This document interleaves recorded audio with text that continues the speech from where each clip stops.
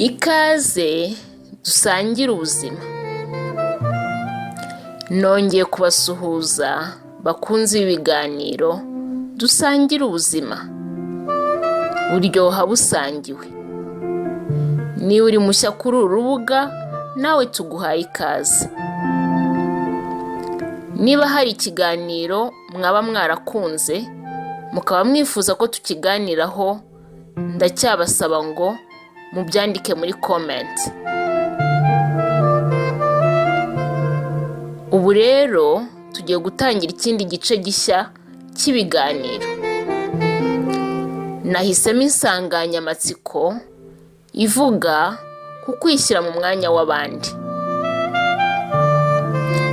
Kwishyira mu mwanya w'abandi mu Kinyarwanda bishobora kutumvikana uko nshaka kubivuga, ariko ni intekerezo nagiye nunguka ari mu gusoma ibitabo ndetse no mu yandi masomo, numva ari igitekerezo cyiza twasangira. Mu Cyongereza babyita empathy. Dushobora kutabona ijambo ry'Ikinyarwanda riboneye, ariko intekerezo ubwayo ni ingenzi. Iradufasha mu buzima bwa buri munsi. Ese kwishyira mu mwanya w'abandi cyangwa kwambara inkweto y'undi bishatse kuvuga iki? Ngenekereje, kwambara inkweto z'undi bishaka kuvuga ko ushobora kubona umuntu agenda anonera cyangwa atihuta, mu mutwe wawe ugatangira kumubwira ko agenda nabi, ndetse ukaba wanabimubwira mu magambo, ukamubwira ko agutinza, ko atazi kugenda cyangwa se ko yirata. Ariko nyamara uramutse nawe ugiye muri izo nkweto ubasha kumenya impamvu yagendaga gutyo. Urebye n'icyo bishatse kuvuga. Munyemerere muri ibi biganiro tuzakoresha ijambo ritirano empathy. Noneho twibaze ngo kwishyira mu mwanya w'abandi ari abo tubana, abo tuvugana, abo dukorana, bitumarira iki? Akenshi bishobora kugabanya gukimbirana, bikongera umushyikirano, kandi abantu bakabasha kumvikana neza. Ikiganiro cy'uyu munsi turashyiraho urufatiro. Turagerageza gusobanura icyo iri jambo empathy rivuga n'umumaro wabyo. Nyuma tuzagenda tuganira uko byadufasha mu buzima bwacu bwa buri munsi. Empathy ni ukugira ubushobozi bwo kumva abandi mu bitekerezo ndetse no mu marangamutima yabo, bityo bigatuma ubasha kumva n'umwifato wabo mu gihe runaka. Umuntu umwe yaravuze ngo bisaba kumvisha amatwi asanzwe ndetse no kumvisha amatwi y'umutima. Ese kuba empathetic cyangwa se kugira empathy haba hari icyo bitumarira mu buzima bwacu bwa buri munsi? Birafasha cyane, akenshi mu mibanire, mu kazi, mu ngo ndetse no mu bikorwa bidufitiye akamaro, cyane ibikorwa bituma tuvugana n'abantu, byaba ari ibikorwa mu kazi kacu ka buri munsi cyangwa se ibikorwa duhuramo n'abantu kubw'inyungu runaka. Aha ndavuga inyungu cyane iyo duhurira ku nyungu z'ubucuruzi.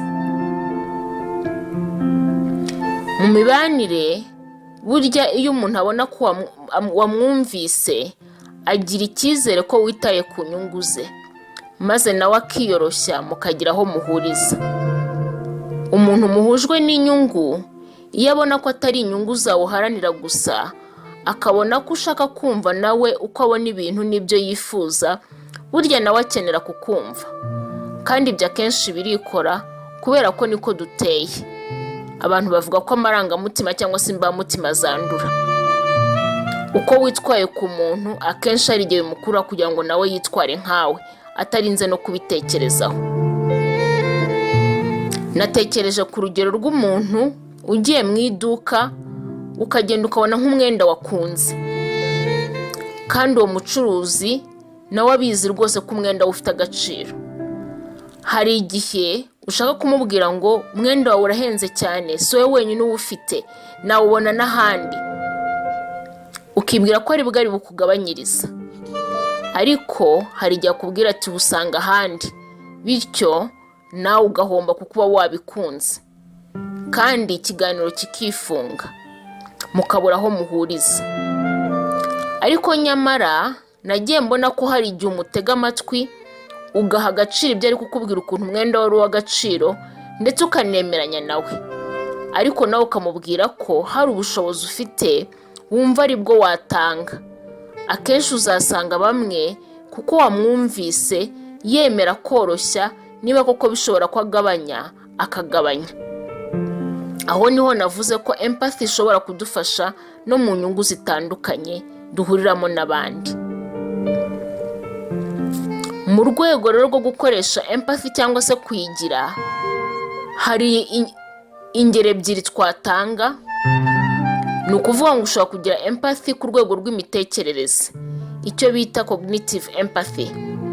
Aha ni igihe ubasha kumva uburyo abandi batekereza ukabiha agaciro.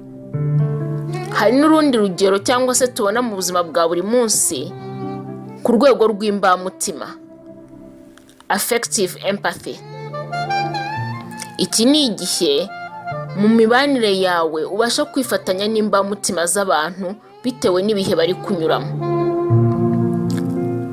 Kugira ngo tubashe gusobanukirwa cyangwa se nawe ubashe kumenya niba ugira empathy, hari interuro zitandukanye ndi busome, maze uko nsoma interuro ujye wibaza ngo ese aha ni njye bavuga cyangwa si njye. Uko tuzagenda tubiganiraho uzagenda urushaho kwimenya niwibwiza ukuri. Tugiye guhera ku nteruro umuntu ashobora kwibaza igihe dutekereza kuri ya empathy dukenera mu buryo bw'imbamutima kugira ngo twifatanye n'abandi. Untege amatwi maze ugende wiha amanota. Iyo abantu turi kumwe bababaye, nanjye numva mbabaye. Mbere yo kujora umuntu cyangwa kumunenga, mbanza kwishyira mu mwanya we ngo numve niba ari njye bibayeho uko nakwiyumva. Birambabaza kubona undi muntu asuzugurwa. Iyo undi muntu afite ibintu bimushimishije, nanjye binyorohera kwishimana nawe.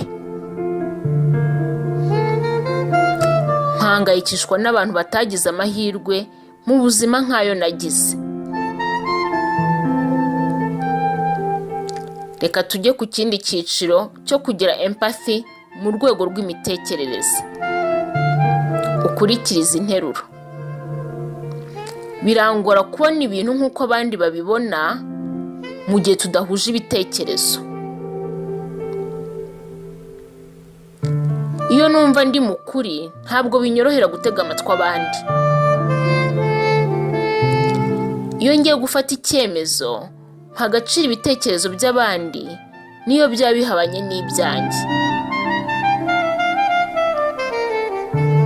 Nshobora kumva impamvu abantu bitwara mu buryo butandukanye nanjye, kuko mbasha kugerageza kumva imvano y'imyitwarire yabo.